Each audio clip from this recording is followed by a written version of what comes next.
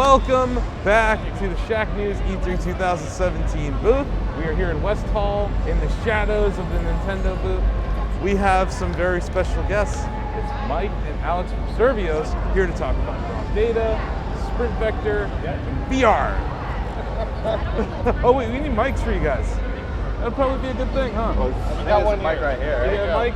That works, right? So yeah, no, there's another one right over there. Well, we'll find two. Yeah, we're super day 3 here right now. We are definitely in day 3 mode. Yeah, we're in day 3 mode. You guys just want to lay down on the couch and just like chill? Oh, these couches are beautiful. Thank you. They're nice. It's the finest fake wood money can buy. That's right, but it looks good. And I framed my dog for no apparent I reason. do like that. Well, there's If you notice that, that's the first time I was ever in VR over there. That's nice. Well, has your dog tried VR yet? No, she's too little. Okay. They don't make HMVs for Pomeranians. Yeah. Yet. I think honestly she's probably going to be more fit for point of view capture. You know, you get one of those like 360. Yeah, that could work. So yeah, let's talk about the game. Yes. We're here, ready for we're talking about games. Awesome. So raw data came out last year, kind of in the launch window for Vive. It was a shooter. Yep. The first time I tried it was at a GDC demo, and you guys had like a very prototype, but it was the first time I saw co-op VR gameplay. That's right. And just keep the mics close to you guys. It's like Sure. Bob Barker time. What are a year in now? Over a year in. What have you guys learned? What are you guys bringing to do some fan service to the people who were early adopters? Sure. Well, you know, that's a great question, but that was actually a big goal of ours, right, from the beginning, was to do early access very early in the development of raw data. Because, you know, VR is so new, the platform is so new, we would debate endlessly internally over every single thing. What's the right control scheme? What are users going to do? By the way, I was right, Alex was wrong, for anyone who's keeping score on that. But that being said, we really wanted to get it out there and see and hear from the community. That's been a big part from the beginning, right? So saying what do they like, what do they want to change, what they want to see added to the game, and that's been a huge part of the development process. And in fact, we have our next big patch coming out later next month in July. We're adding our 4th hero character, our Archer. People have been asking that for a long time. Yep. We're adding a brand new mission. We're adding joystick locomotion per request of our fans. We're also announcing later this year when we go to version 1, it's going to be on PlayStation VR. And I think the biggest thing we added to the game that was outside of scope, that was outside of budget, but everyone kept asking for it.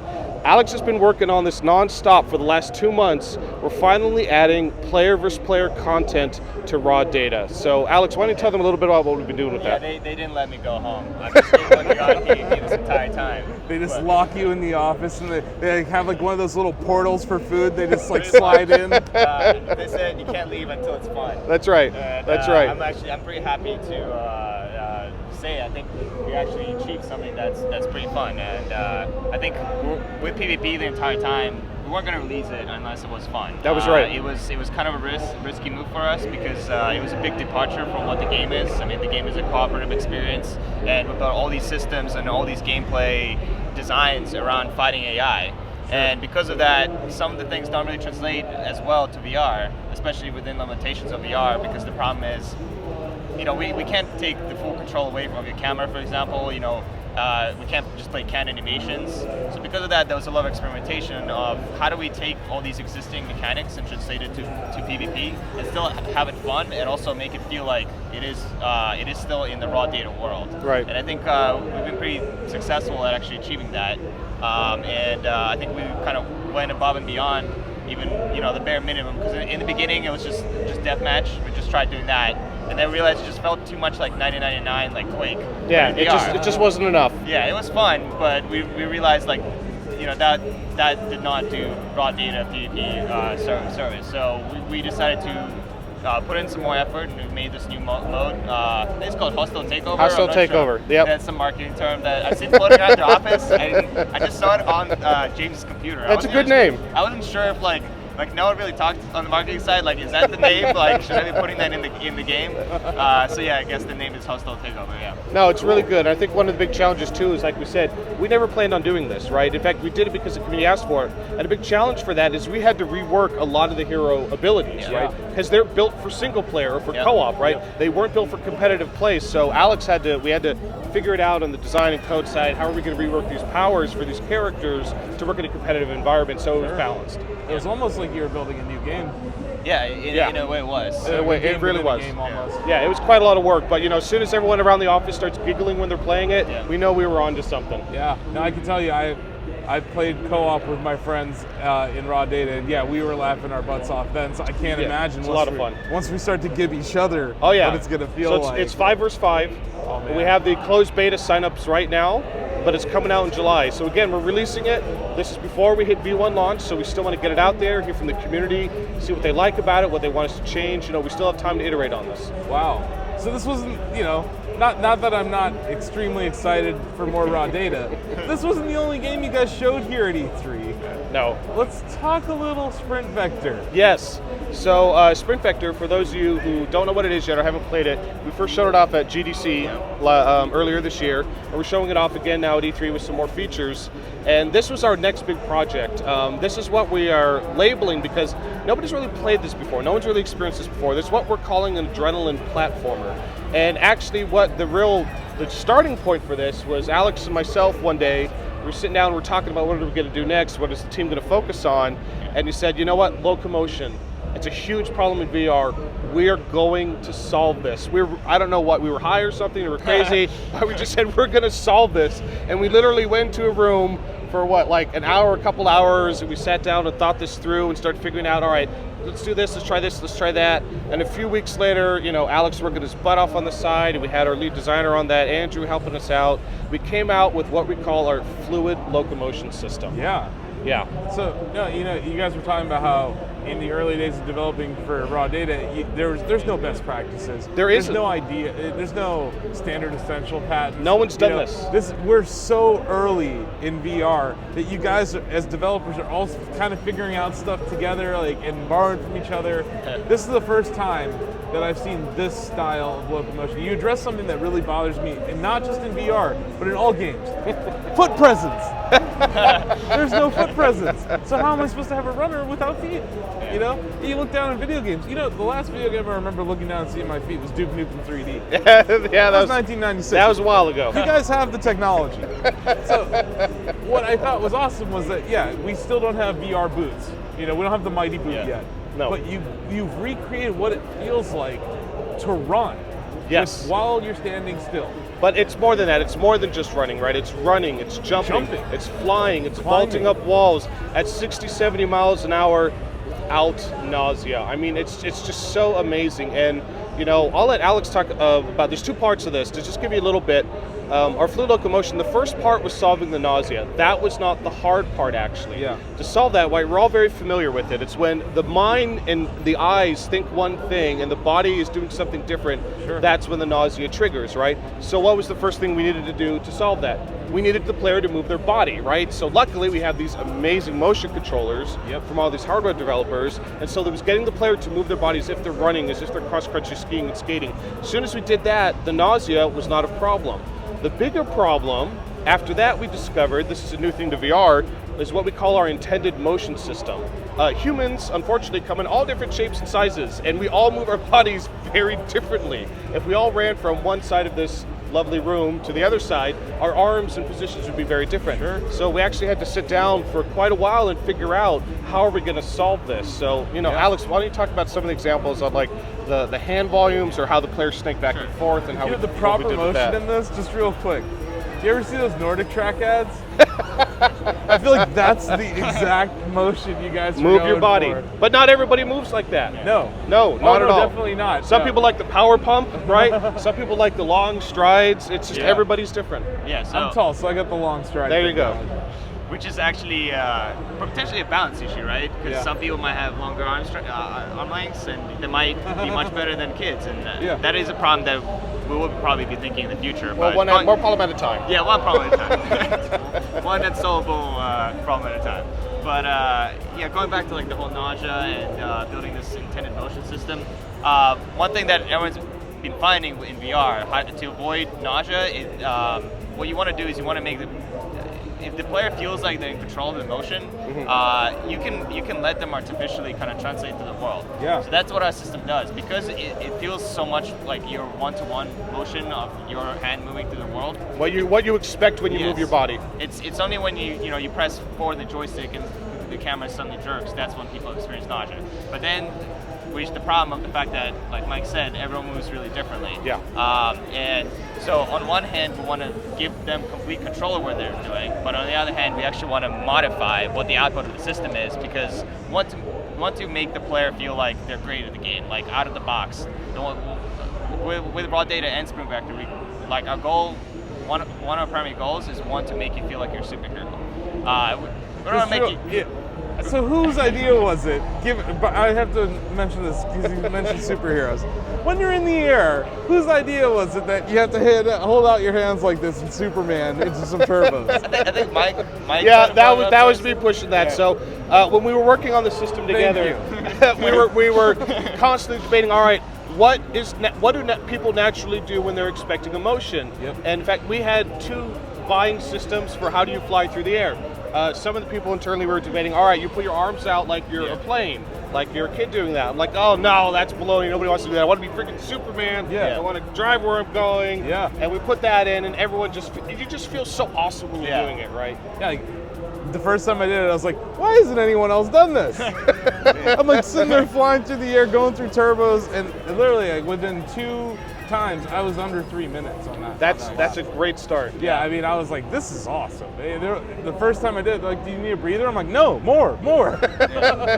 So yeah, it's so we're talking about locomotion, but that's right. The actual gameplay, you guys built a racer. Oh yeah.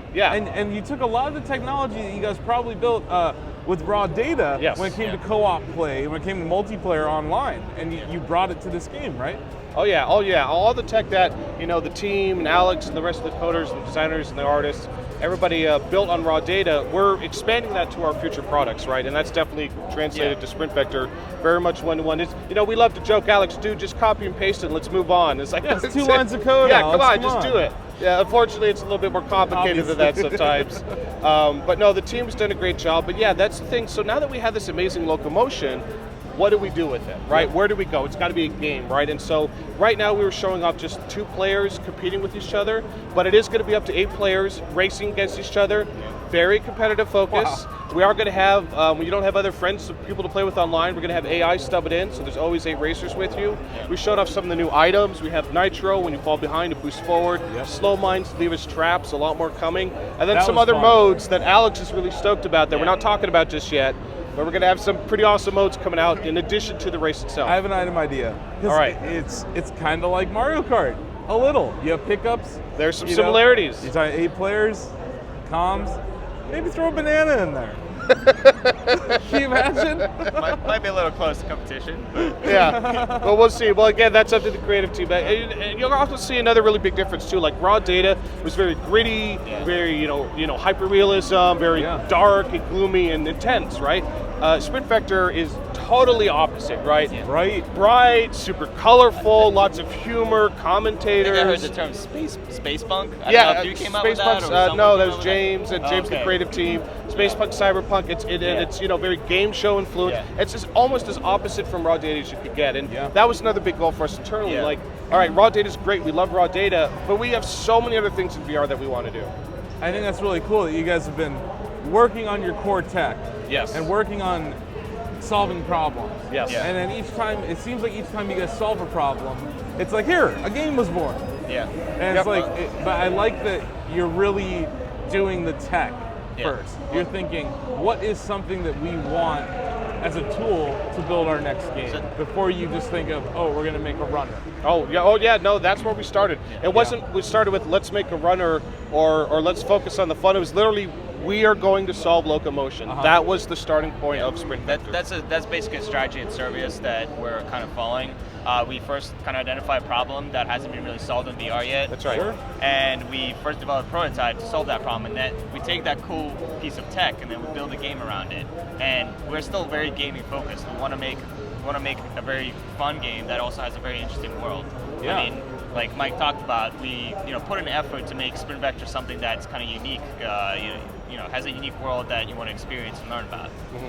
Awesome. Yeah, And, definitely. I kind of want to just talk to you guys about, you're an independent developer. Yes. Not that big of a studio, not too small, but not too big. That's right. In the last year, we've seen funding for VR projects really contract. He talked about the challenge of developing a game in VR right now, and how you guys look at it from a company perspective. Like, are you guys just? I think you're platform agnostic. I think that's one thing that's kind of obvious. That's right. But Yep. Some other firms have released their software Sure. for Xbox One X. Like Lucky's Tale. We had them here earlier today. Right. Yeah, I saw that. Have you guys even considered that?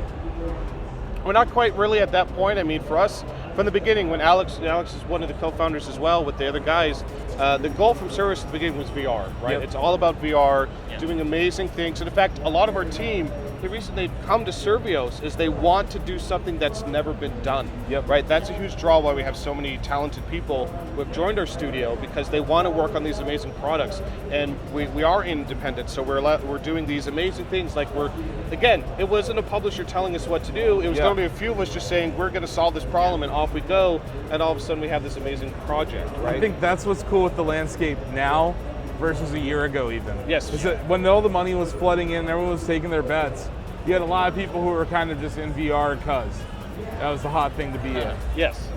Today, we have people who are passionate about VR. Yes. People who are trying to solve problems, people who care about VR, people who are moved by VR. Oh, yeah. And I think the one thing that you guys did with Sprint Vector especially is the immersion. Yes. Is out of control in this game. I haven't felt like so in a game because I'm moving. Yeah. That's you know? right. And it's really outstanding. And that started with the beginning. This is what we called Active VR. Active VR, yeah. Right, Yep. Active VR has been a big thing from the beginning. We did that with raw data. I mean, there's a lot of great VR experiences out there with the gamepad and when you're sitting down on a couch or at a computer, and that's awesome. Yeah. But that wasn't what we were shooting for. Yeah. We know that the more physically active we get the user, the more off the couch, standing up, moving around, being surrounded 360, you are more immersed in that experience. That's when the magic of VR starts to happen. Awesome, yeah. Presence, immersion, and comfort, right? That's right. Those are the triforce of good VR. And once you have that, you are convinced that you are transported, you're in that world, you're in that game that you're playing. So, a lot of our other website competitors think VR is dead. Is VR dead? No, Thank VR you. is so you. not dead. VR is so not dead. It's We're in gonna fact, make it's a- still growing. I Thank mean, you. not only they're still selling more Rifts, they're still selling more Vives, they're still selling more PlayStation VR.